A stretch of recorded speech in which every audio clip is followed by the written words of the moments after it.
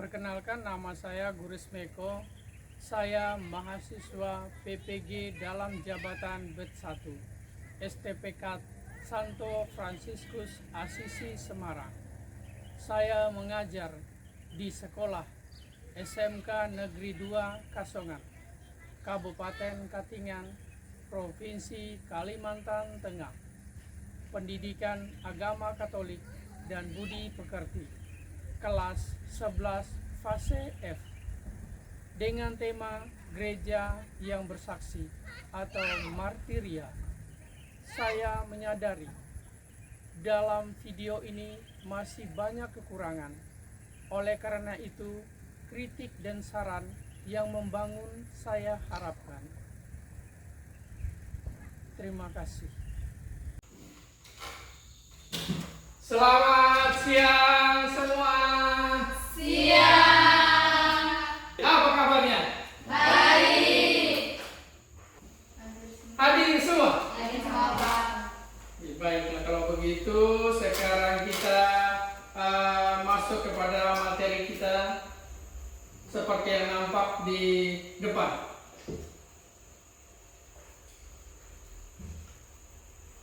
Yaitu gereja yang menjadi saksi Kristus. Kita harus mengawalinya segala sesuatunya dengan berdoa.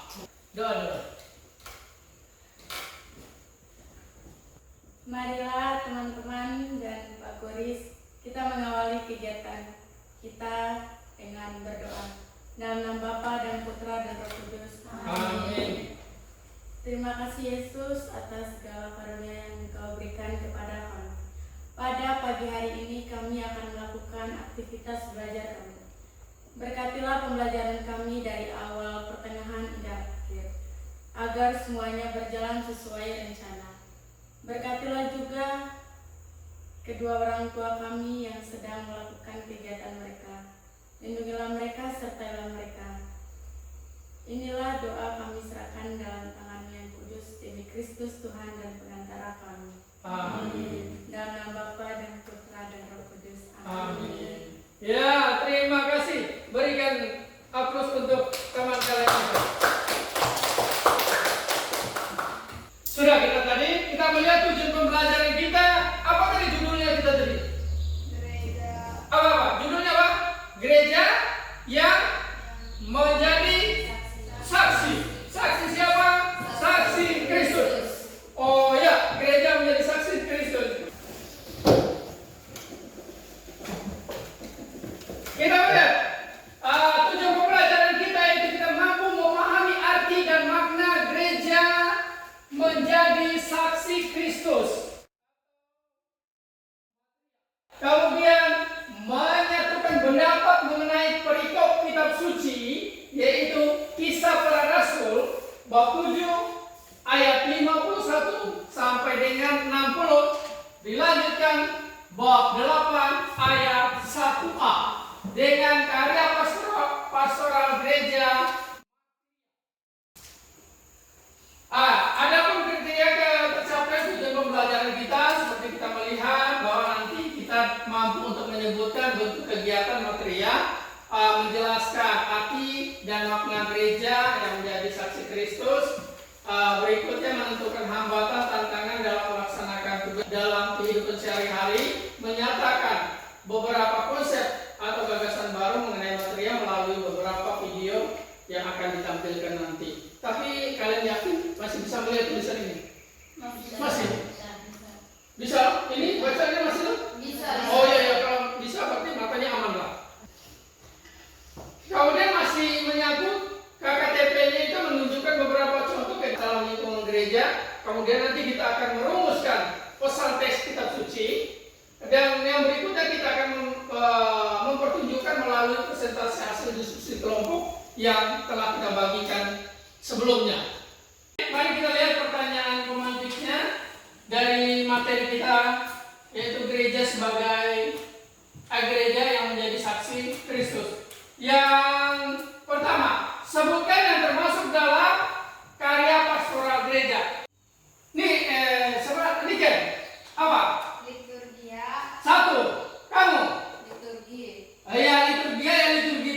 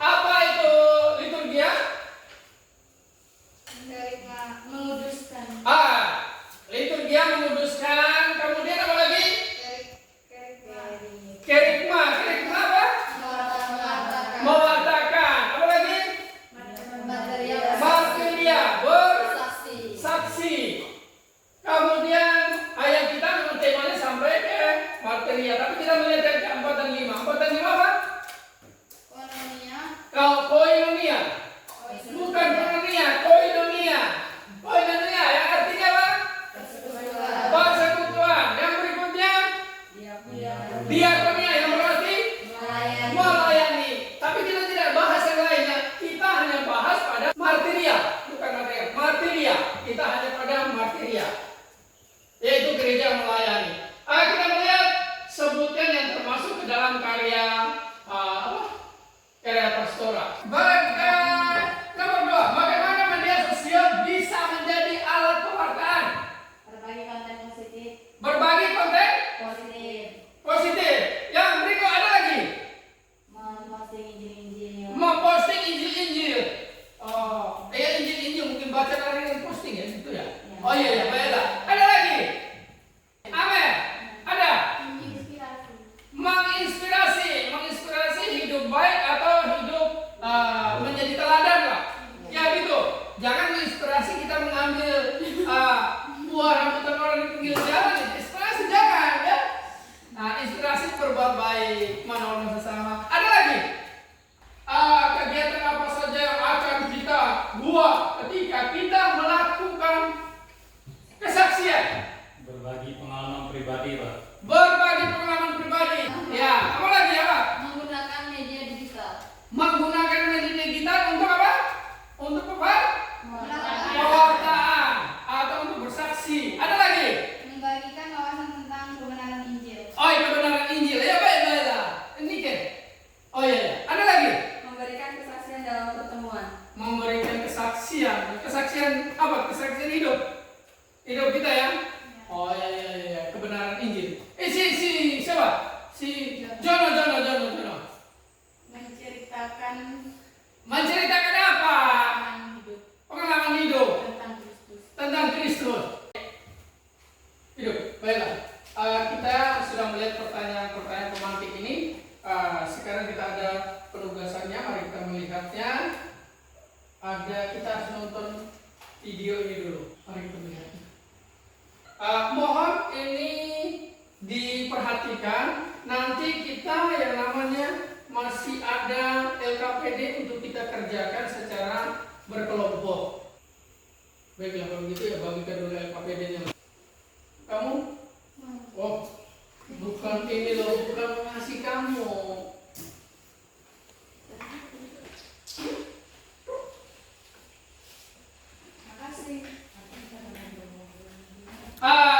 Itu dia, sambil dilihat ini, nanti setelah nonton ini baru kerjakan soal-soal yang ada di LKPD tersebut.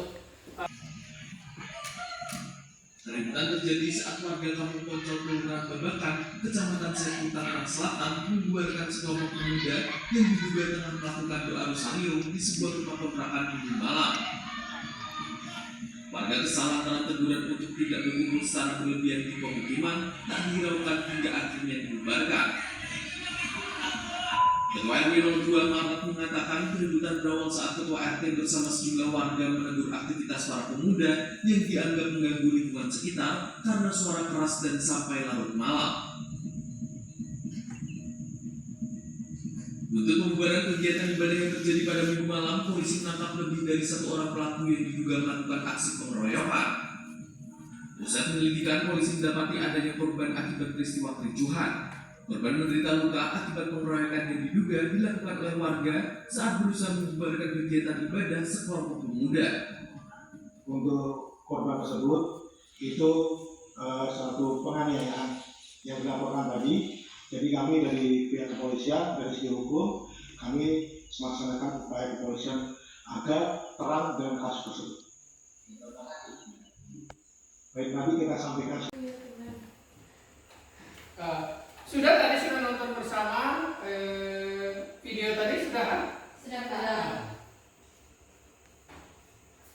Silakan, ada lembar kerja LKPD yang sudah ada di tangan kalian. Kerjakan LKPD secara berkelompok. Itu secara berkelompok, kemudian diskusikan pertanyaan. Apa? Oh.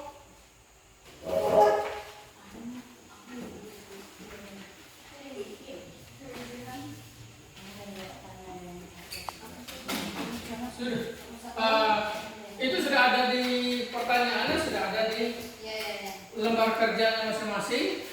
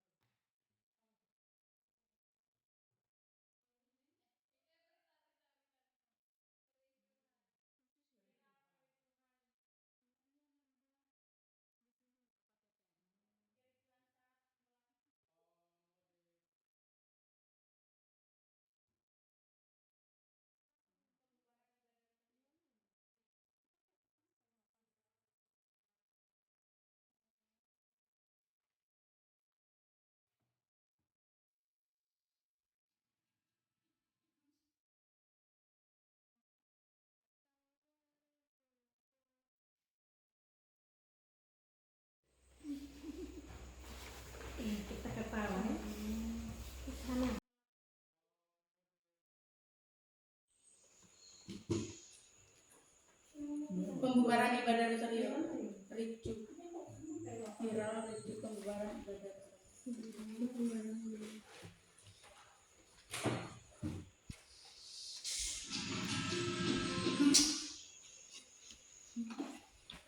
Kalau sudah semua, mari kita presentasikan hasil kalian dari kelompok 1 dulu. Di sini kami akan mempresentasikan hasil diskusi kami. Untuk jawaban pertama mulai dari ujung. Pembubaran ibadah rosario. Soal nomor 2, identifikasikan tantangan yang dihadapi gereja atau jemaat umat dalam melakukan perwujudan imannya di tengah kaum mayoritas dalam video tersebut. Jawabannya, memperkuat pendidikan iman dan pembinaan rohani umat, dan membangun dialog dan kerjasama antar agama yang saling menghormati. Nomor 3, apa yang menjadi akar masalah dalam peristiwa dalam video? Jawabannya, warga membuatkan ibadah rosario karena mengganggu masyarakat setempat. Nomor 4, apa yang menjadi tantangan yang dihadapi gereja dalam melakukan perwujudan imannya di tengah kaum mayoritas di modern ini? Jawabannya, teknologi yang berkembang saat memiliki positif dan negatif bagi gereja. Nomor 5, adakah kejadian serupa atau tindakan kurang mengenakan yang terjadi pada kalian atau lingkungan kalian ketika sedang melakukan doa?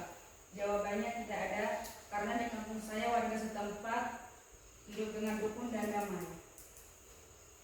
Ya, sudah ada yang mau ditanyakan? Silakan kelompok 2. Siang semuanya, siang.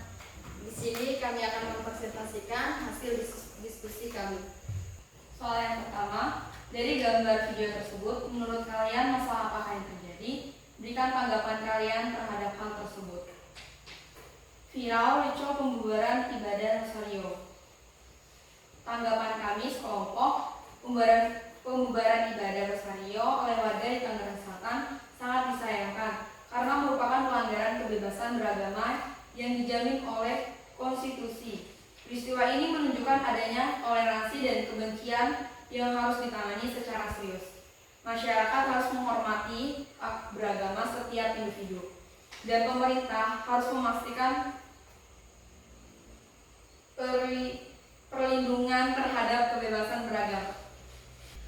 Identifikasi tantangan yang dihadapi gereja jemaat umat dalam melakukan perwujudan imannya di tengah kaum mayoritas dalam video tersebut.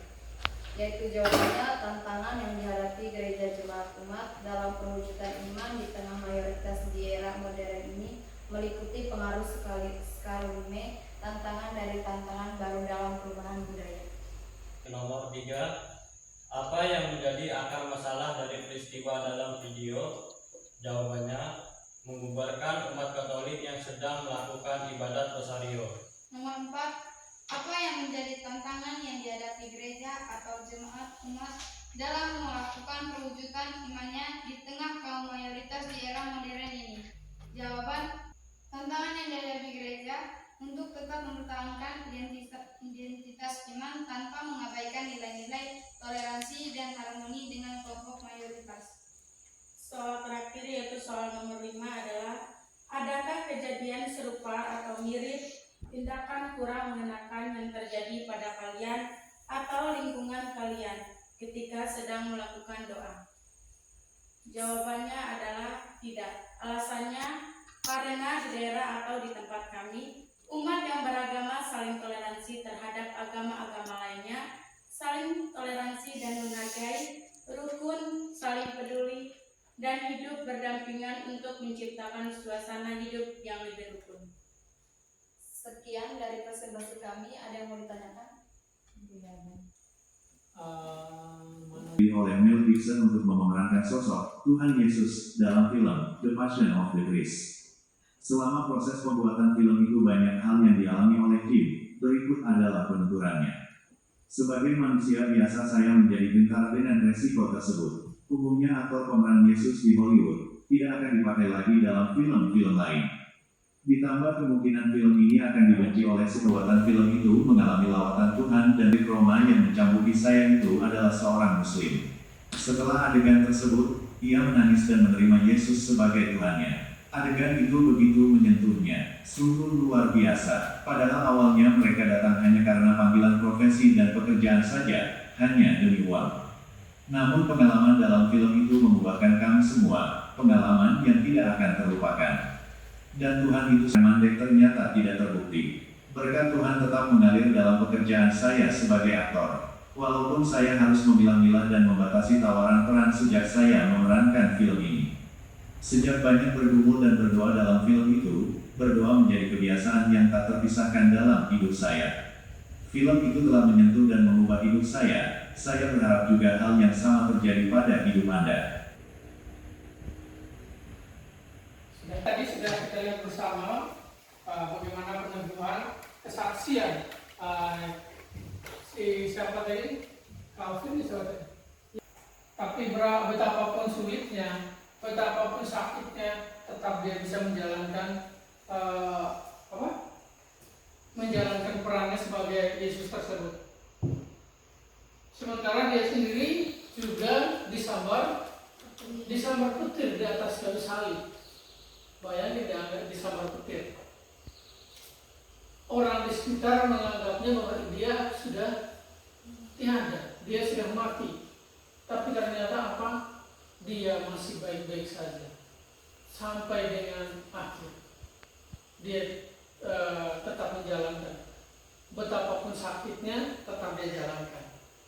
Begitu juga harapan itu dan kita. Namanya memberikan kesaksian, menjadi saksi itu mengajak kita untuk semua sebagai jemaat untuk hidup dalam panggilan yang lebih mendalam. Panggilan kita yang lebih mendalam, yaitu menjadi saksi Kristus. Karena menjadi saksi Kristus tidak gampang, tidak semudah yang kita bayangkan menjadi saksi Kristus.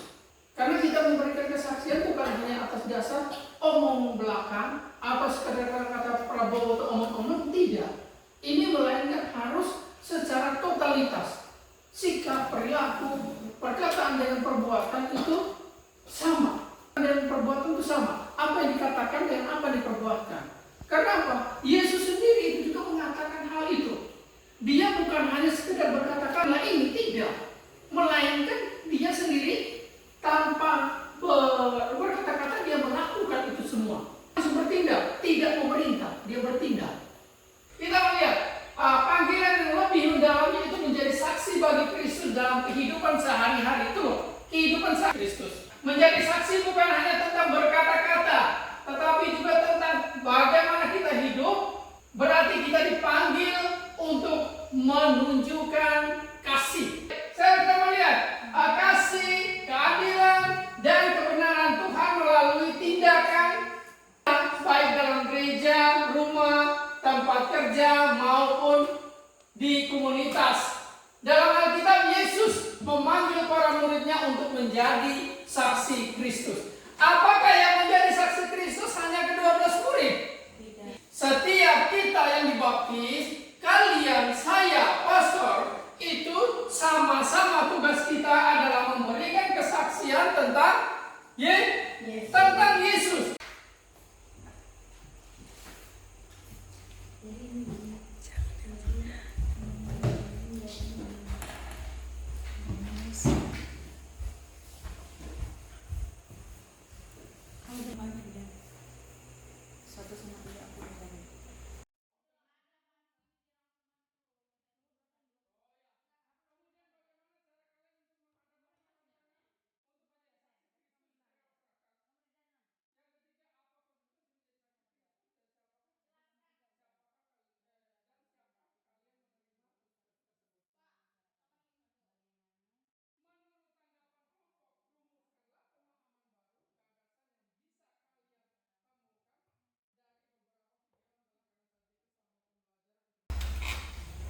Bagaimana, sudah semua? Sudah. Ya, silakan presentasikan kelompok 1, silakan. Soal nomor 1, jelaskan arti dan sebutkan contoh tindakan pria yang kalian pahami dalam gereja Katolik. Jawabannya, kesaksian imam yang merupakan panggilan utama gereja untuk memberikan kesaksian tentang Yesus Kristus kepada dunia. Dengan video tentang Santo Stefanus yang telah disajikan, jawabannya menekankan kesaksian tentang iman yang berujung pada pengorbanan diri. Sekian jawaban dan presentasi dari kami, Pak. Ada yang mau ditanyakan dari kelompok 2? Tidak. Tidak ada, berarti silakan berikan aplaus kepada mereka. Siap. Kami dari kelompok 2 ingin mempresentasikan hasil diskusi kami. Nomor 1, jelaskan arti dan sebutkan contoh-contohnya. Contohnya ada 5, yaitu memberitakan Injil. Sekian dari presentasi kami. Jika ada salah kata mohon dimaafkan. Jika ada yang bertanya silakan bertanya. Tidak ada. Tidak ada. Berikan aplaus kepada mereka. Silakan pulang kita silakan. Tadi sudah bersama kita menyaksikan video hasil presentasi kalian juga sudah membaca teks kitab suci tadi pun sudah. Yo, mari kita melihat selanjutnya kesimpulan yang tadi yang kalian kesimpulkan tadi bahwa si siapa ini tadi? Stefanus. Si Stefanus. Santo Stefanus, bahkan dia untuk menjadi saksi Kristus sampai mati demi Kristus. Mati demi Kristus itu yang disebut dengan mati demi Kristus. Hidup untuk Kristus, mati untuk Kristus. Jadi jangan hidup karena Kristus, mati karena yang lain jangan. Atau ya kalau mati karena cinta sama Kristus nggak apa-apa. Kalau mati karena cinta seperti yang di Civil, jangan dong, rugi. Di sini kita melihat bahwa mengungkapkan identitas kita sebagai orang Katolik. Kita harus berani mengungkapkan identitas kita sebagai orang Katolik. Jangan karena lalu kita orang Katolik sudah minoritas, khususnya di sini kita sebagai minoritas, kita malu mengungkapkan iman kita. Mengungkapkan iman kita itu tidak perlu dengan kamu berkoar-koar. Dengan kita berdoa bersama di saat mau masuk kelas atau saat kita mau pulang, kita harus memberanikan membuat tanda salib. Itu adalah khas kita sebagai orang Katolik. Jangan pernah takut untuk membuat tanda salib dimanapun. Dan jangan juga kalau melihat bahwa identitas kita orang Katolik, kita tidak berani memakaikan kalung salib yang ada kartusnya. Jangan pernah tidak berani. Berani. Bahkan buat tanda salib janganlah buat tanda salib Tuhan Kudus, amin. Takut dilihat orang, akhirnya mungkin sambil kiri kanan. Itu memang yang sering terjadi kalau kita di tengah-tengah orang banyak. Seharusnya kita biar kita orang banyak tengah siapa saja kita buat tanda salib sudah putra dan Roh Kudus. Amin. Itu sebagai ciri khas kita orang Katolik. Kemudian selanjutnya kita melihat kita berani menjadi saksi yang nampak untuk orang lain. Saksi yang menjadi kesaksian yang nampak. Kesaksian nampak apa? Sudah nampak dalam kehidupan kita sehari-hari saja. Tidak usah terlalu muluk-muluk. Orang cukup sudah melihat kita dalam kehidupan kita, dalam rumah tangga kita, dalam keluarga kecil kita, bahwa kita menampakkan cahaya Kristus. Cahaya Kristus berarti tindakan dan perbuatan perkataan dengan perbuatan harus sama. Ya. Kemudian lagi, berjuang dalam iman, harapan, dan cinta kasih. Memang ini selalu kita memperjuangkan. Berjuang dalam iman untuk hidup seturut dan sekehendak dengan Allah. Kemudian harapan kita harapan untuk hidup kekal.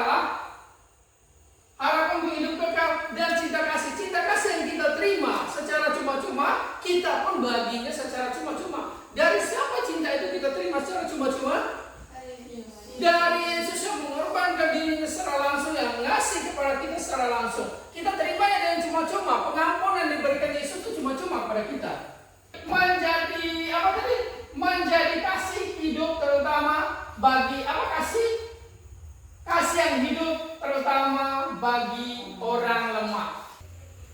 Adapun manfaat pembelajaran kita hari ini adalah kita pertama-tama kita harus berani menjadi saksi Kristus. Harus berani dalam keadaan, dalam situasi apapun. Ya, siap? Ayolah. Berarti siap kita bersaksi menjadi menjadi saksi Kristus. Karena kita adalah generasi-generasi yang untuk menjadi prajurit-prajuritnya Kristus. Selanjutnya, apakah ada yang mau ditanyakan sebelum kita mengakhiri ini semua? Tidak. Tepuk tangan untuk kita semua dulu. Sesuatu. Bagaimana pelajaran kita hari ini? Baik. Hah? Baik. Hah? Woi, puji Tuhan. Kan? Seru. Seru. Wah, kalau gitu seru-seru terus kita. Itu dia. Selesai sebelum mengakhirinya, marilah kita berdiri dulu. Berdiri. Kalau kita sebanyak hanya berdiri sebentar-bentar, mari kita menggoyangkan kaki kita. Gini. Kalau orang main bola itu kalau kecapean dia gini aja. Oke. 1. Saya meminta tadi yang mungkin kita dalam doa kelompok berapa? Kelompok 2 yaitu sungai apa tadi? Sungai kering. Sungai? Oh, kelompok 2 sungai kering tadi. Kalau sekolah tadi kelompok apa? Sungai Yordan. Sungai Yordan. Pimpin kita dalam doa yang dipimpin oleh Rasti. Kepada Rasti kami persilakan. Mari kita berdoa dalam doa dalam nama Bapa dan Putra dan Roh Kudus. Amin. Ya Bapa, terima kasih atas pendataan dari awal kegiatan kami hingga pada akhir ini. Sekarang kami ingin mengakhiri kegiatan kami, kiranya Engkau selalu menyertai kami. Nama kami puji dengan sepanjang segala masa. Amin. Dan Bapa dan Putra dan Roh Kudus.